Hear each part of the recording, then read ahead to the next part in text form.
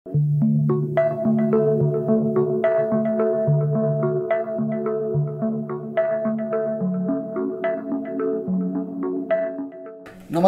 and a warm welcome to all of you to another episode of Around the World with me, Pankaj Saran.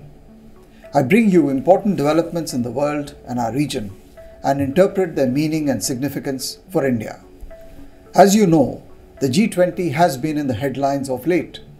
Its 17th summit in Indonesia concluded on November 16th. The G20 is the primary forum for global economic issues at the leaders' level, and it consists of the top 20 economies of the world. This summit was significant for many reasons. In this episode, we will examine the outcomes of the summit and why it was important for India and the world. In a few days from now, precisely on the 1st of December, India, under the leadership of Prime Minister Narendra Modi, will assume the presidency of the G20 for 1 year. This is a huge opportunity for India to play a role in the global economy. In this episode, we will look at what lies ahead in 2023 as India hosts one of the biggest gatherings of world leaders in Delhi. What will happen in this 1 year, why India's leadership matters, and what will be the agenda. To discuss these and other issues, I am joined today by Atir Khan, Tripti Nath, and Asha Khosa. Our goal is to bring you analysis of global developments that is simple, independent, objective, and has an authentic Indian perspective. Ambassador Saran, what, in your opinion, are the key takeaways from G20 Bali Leaders Declaration? Well, Atir, the fact that we had a declaration itself is a key takeaway, because at one point what we were hearing in the news was that the Ukraine conflict had divided the G20 countries between those who wanted to have a strict condemnation of Russia and the others from the global south who were not agreeable to that. And I think India played a key role in trying to bridge the gap between those who wanted extreme positions and those who wanted a kind of a balanced outcome. So India, Brazil, South Africa, and a few other countries played a very, very important role. And I think this was a great tribute to India's leadership at the summit. Apart from that, of course, the declaration is a long document. It addresses all the major issues of the world that we face, whether it is on food, whether it is climate, whether it is energy, whether it is health, whether it is women's empowerment, etc. So, but the problem in the G20, I feel, is that the world is facing a big crisis today in terms of disruptions in the energy sector, in supply chains, in fertilizer, and a global recession, a slowdown. So it's a little unfortunate that despite these challenges, the G20 actually has not been able to succeed in addressing these real issues which we all face today. But nevertheless, I think the Bali Declaration is an important document, and it requires to be implemented, it requires to be read carefully, and I think at the end of the day it reflects a kind of consensus. Although on the Ukraine paragraph, it does say that some of the other countries had other concerns on the assessment of the situation as well as on the sanctions. So obviously we have to read those fine lines also. Okay. Ambassador Saran, but when you say that there was some kind of issue regarding Ukraine and Russian conflict, at the same time I think Mr. Modi's phrase that this is no era of war, that got included in the summit, and we also saw a lot of at least on television sets we saw a lot of India moments in the summit. But otherwise also, Indonesia is a very colorful, historic country, a lot of traditions. So everything looked very colorful. How, as a seasoned diplomat, how will you see and interpret the optics of the whole Bali summit? Yeah, Bali is a very unique location. It is 90% Hindu. Yes. In a 90% otherwise Islamic country. And the linkages we have with Bali whether it is not just temples or Sanskrit, but even the Ramayana and Mahabharata, etc. They are really very, very strong. So the choice of Bali itself for us was significant. That's the first part. Secondly, on the images, I think it's great because this is the era of social media and of mass media, of instant television. And I think the images of Prime Minister's handshakes with, let's say, President Biden, President Xi Jinping, the Prime Minister of UK, and so many other world leaders were beamed across the globe and, of course, in India. And it showed that, and it actually is true, that Prime Minister Modi is one of the most senior leaders in the G20 today. Many of the key countries, their leaders were present in the G20 summit for the first time. The Chancellor of Germany, the Prime Minister of UK, they were all there for the first time. But Prime Minister Modi has been attending G20 summits for the last 8 or 9 years. So that was very, very something which, I mean, the only other leaders who've been in the G20 for so many years are, for example, Erdogan from Turkey, or President Xi Jinping from China, or even probably President Macron from France. So there is a certain stature which the Prime Minister has acquired through his attendance at the G20. And apart from that, the stature comes from the growth of the Indian economy. That today you are the 5th largest in the world. So you matter, and what India says matters.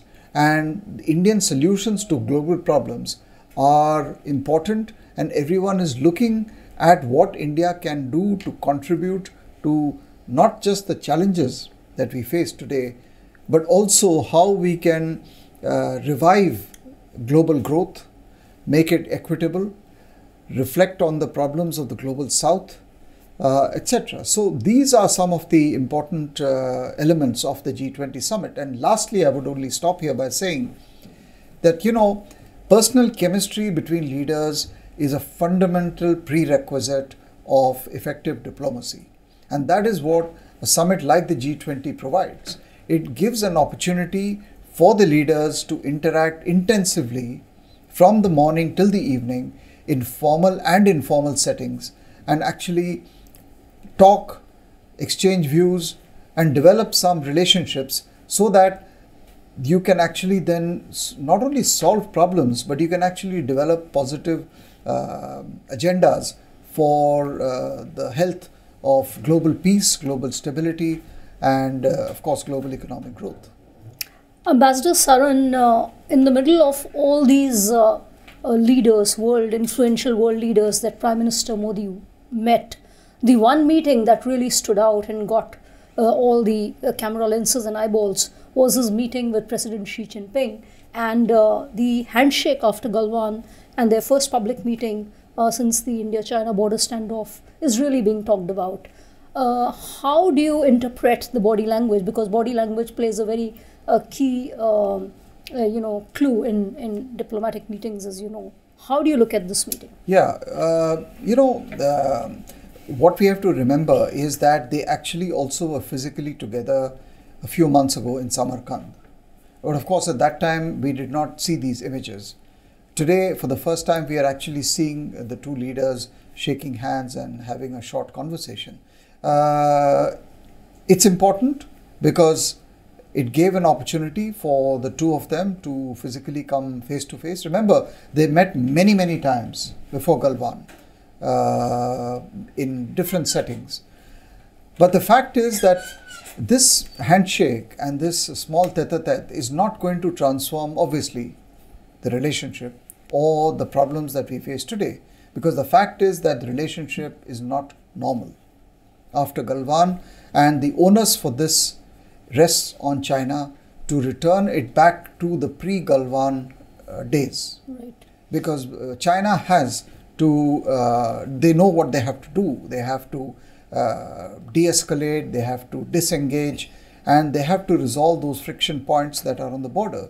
So we cannot deal with China as if nothing happened in 2020.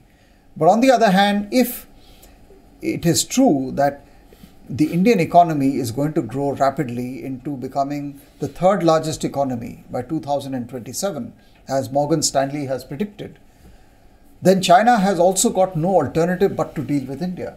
But we will deal with China on our terms, keeping into account the ensuring of peace and tranquility on the border, ensuring India's sovereignty, ensuring India's territorial integrity, and dealing with China on equal terms as equal nations. Sure.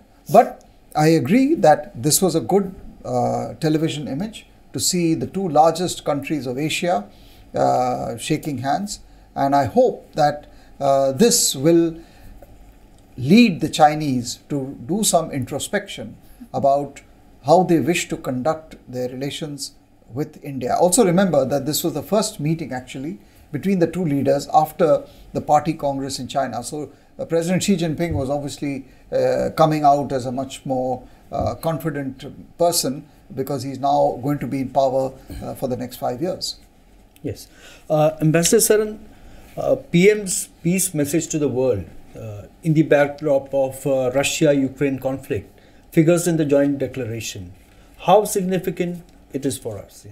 I think it is very significant. I mean, I think the fact that what he said to President Putin, and by the way, that this is not the era of war. I think the fact that this has been included in the Bali Declaration is a very important signal of not just a recognition of what the Prime Minister said or the Indian voice, but an acceptance of the message that he was trying to give. And in my opinion, this message that this is not an era of war is addressed to all parties. It's not just a Russia-specific message. It is addressed to the Ukrainians, to NATO, to the Americans, to the Europeans, that for God's sake, please look at the problems of the global South. Those are much more important. Yes. And we cannot solve problems as we have in Europe or in Ukraine today through war. And all sides need to think about it. So I think it's very significant. Ambassador Saran, I wanted to ask you basically a question related to what Tripti asked you. When, for the understanding of viewers also, when people like President Xi Jinping and Modi meet, is it just a coincidence they just barge into each other and say hello, or it's well thought out gesture from both sides and it's pre-planned? I want to know, and I have never covered such a summit, so I really want to know about it. You know, you're right. I mean, diplomacy is a very, very complicated form of activity, and sometimes accidents take place. Was it an accident or it was a planned event? People believe that it happened during dinner. Yes, but I cannot give a black and white answer, right? Because firstly, of course, we were not there, but secondly, when two people meet, it's by mutual consent. So you have to assume that both sides and both leaders actually were willing to shake hands in the full glare of the camera. So for me, that's a good sign. Also, Prime Minister met Rishi Sunak, who has been elected recently as the British Prime Minister, and we have a very special relation. We are all rejoicing about it. So what was the significance of their meeting? Something came out of it that we'll get more visas, things like that. But apart from that, how do you interpret the meeting of Mr. Modi and Mr. Rishi Sunak as two Indians? Yeah, well, a lot of people claim ownership over Mr. Rishi Sunak. Even Pakistanis claim that. Exactly. So it's not just the Indians. But I think what is actually important to note is that he's the 5th Prime Minister, as far as I remember, of UK, which Prime Minister Modi is dealing with. So there have been frequent changes. Of course, they're all from the Conservative Party, the same party, but there's been a frequent change. So in 2021, last year, the two Prime Ministers, Boris Johnson and our Prime Minister, agreed to do a roadmap for a strategic partnership up to the year 2030, and to also enter into negotiations for a free trade agreement with between India and the United Kingdom. And all these are important steps to take this relationship forward. On the other hand, we also have problems with the UK. I mean, we have some reservations about their relationship with Pakistan, the activities of anti-Indian elements in the UK, say from Pakistan, from the Mirpuris, the activities of the Khalistanis. So there are issues between the two countries. But on the other hand, there are also positives, and there is a desire to take this forward. And I think Britain today is facing economic challenges in terms of recession, inflation, etc. So India provides an opportunity for helping Britain and the United Kingdom, and vice versa. So it's good. It's an important relationship which we should try and move forward.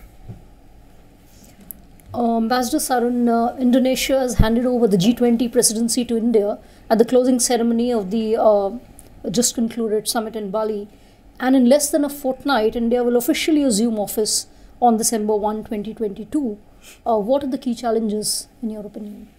I think I would not use the word challenges. I think I would use the word opportunities. Of course, there are challenges. So if you, let's look at the challenges. I think so if you want to, there are economic challenges and there are political challenges. On the economy side, the Ukraine conflict has deeply impacted the health of the global economy because of disruptions in supplies of energy, in terms of supply of food and fertilizer. It has disrupted supply chains. It has brought about instability in the economy. It is causing recession and inflation, the combination of both in Europe and in America. So the global economy is actually not looking at its best. So that's the challenge economically. Politically, we are living in a divided world. And in 2023, we are not sure which way we will go, whether we will be able to get over these problems of political instability, get over the crisis of war. So these are the challenges. Opportunities are aplenty because India is a source of growth for the global economy. Right. We are going to be the largest country by population. Our growth rates are estimated to be about 7%. What happens in India impacts the whole world. We are leaders in climate adaptation. We are leaders in digitization and digital technologies. We have taken major strides in the area of health and vaccines and fighting the pandemic. So there are many areas where the Indian example and Indian performance can positively influence the global economy, and which is why the motto for India's presidency is Vasudhaiv Kutumbakam, which basically is a reflection of our belief that this fragmented world that we are seem to be located in, we need to overcome the fragmentation and work together.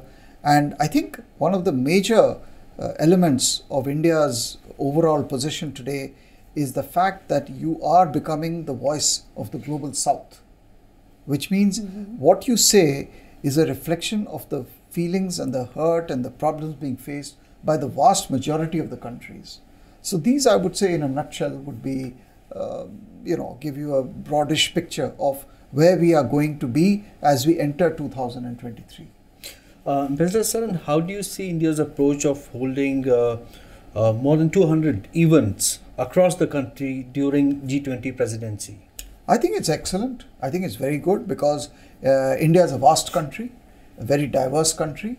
And what we need to show to the world is that this is a process which is inclusive. It is not, we are not seeing it as some tamasha or a television event.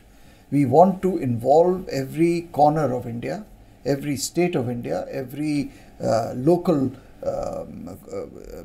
aspects of Indian culture. So I think it's a very good decision to involve the whole country, and these events will continue through the year, and in fact some of them are starting in the next couple of weeks. So it's good because it will also contribute to the local economies, and it will expose Indians to what it means to be part of the global village, and it will expose the world to the diversity of India and the strength, inherent strength, and the civilizational heritage of our great land. Right.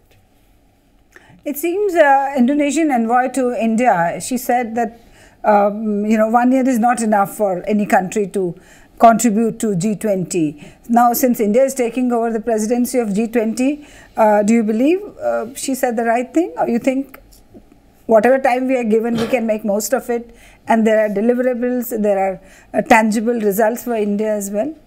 1 year obviously is not enough. I mean, from that point of view, she's right. I mean, what we have to look at is the medium term. And it's the first time India is hosting the G20 summit since the summits began in 2008. Yes. So it's actually, in one sense, it's a great honor for us to be hosting. We cannot solve the world's problems in 1 year, and no one expects us to. But we can give a direction, and we can be the voice which reflects contemporary realities, and we can also be a solution provider, and we can show to the world how the things we have done within our own country can contribute to global good. And by example, we can show how we can also contribute to global economic growth. So I think we should see it from that point of view, whether we can leave behind some legacy ideas for the G20. And every G20 presidency brings with it its own personality, its own perspectives, and we will be no different. Ambassador Saran, are we just at the threshold of taking over the G20 presidency? But one is tempted to draw a comparison between what the current G20 presidency that we have just taken over. I mean, we will take over, but we've got it symbolically as of now. How different would it be to that of Indonesia and Italy? As I said, every country has its own perspectives. The fact is, what unites Indonesia, India, Brazil, South Africa is a simple fact. We are all from the global south. So we will bring the developing country perspective to some of the core global economic issues, whether they are capital, investment, labor, health, climate finance. There are different aspects of the global economic menu. And so that unites India and Indonesia, that we are both reflecting the positions of the developing world. But on the other hand, the Indonesian presidency came at a time when the world was just coming out of COVID, and therefore they focused a lot on the health aspects. They focused on energy. They focused also on digital infrastructure. You will see the Indian presidency focusing much more on these issues, as well as on, for example, climate. It's an existential challenge. The whole concept of life, which Prime Minister has talked about, the how you can leverage digital technology and digitization to leapfrog economic growth and reach millions and hundreds of millions of households. So these are some aspects which we will be talking about in the G20 presidency next year. Also, we will be also projecting the point that in this divided, tense world, we are capable as India of being able to unite and bring together diverse views, reduce tensions, and push all parties towards dialogue, negotiation, and away from the horrors of war. And I think this is going to be a civilizational contribution that India can make. And I think, as I see it, over the next years, India's voice is only going to become more and more important as we go along. It's not just a question of our economic growth, it's also a question of the civilizational contribution we can make to the emergence of a global order. Ambassador Saran, you used a very interesting term called climate financing rather than climate change, which is normally used. So when India takes over the presidency, do you see this as a bit of challenge for India to make the rest of the world realize the limitations of developing countries in terms of, the use of coal and, generating energy through coal?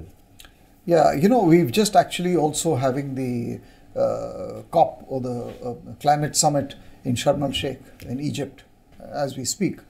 And there the issue of coal has come up in a fairly big way. And the Indian position has been, don't make coal the villain of the whole piece. All fossil fuel is bad. And if you're going to tell India tomorrow that you drop coal as a fuel, it's not going to happen. Yes, what will happen is that we will phase out coal. I mean, we cannot give an assurance legally binding that we will stop using coal. But the fact is, we have already committed that by 2070, we will be a net carbon emission country. And the kind of ambitious energy path towards renewables that India has taken in the last few years and will continue to take is actually extraordinary. But financing of measures to alleviate global warming is an obligation which the developed countries have and have undertaken vis-a-vis the developing world. And it's not just India, it's also the least developing countries, it's also the small island developing states and other vulnerable sections of the world. So they have to contribute to the fight against climate change and global warming through the greater financing and greater sharing of technology. And this is what India has been arguing. So that is an obligation which the developed world owes to the developing world. On our part, we are doing as much as we can physically at this stage of development to modify our growth path and make it more so that we contain the damage to the atmosphere. Thank you. So viewers, we have had a brief discussion on different aspects of the G20. It is a big subject. We couldn't cover all issues, but we dealt with some of the important issues. And of course, we will continue to cover this subject as we go along. India will assume presidency of the G20. This will be reflected in so many activities right across the country. And we will continue to monitor how the G20 is contributing to the global economy, how India's presidency is going to be unique, effective, and it will have its own personality, and why the G20 is important for India. Continue to join us for our future shows. Thank you very much and namaskar.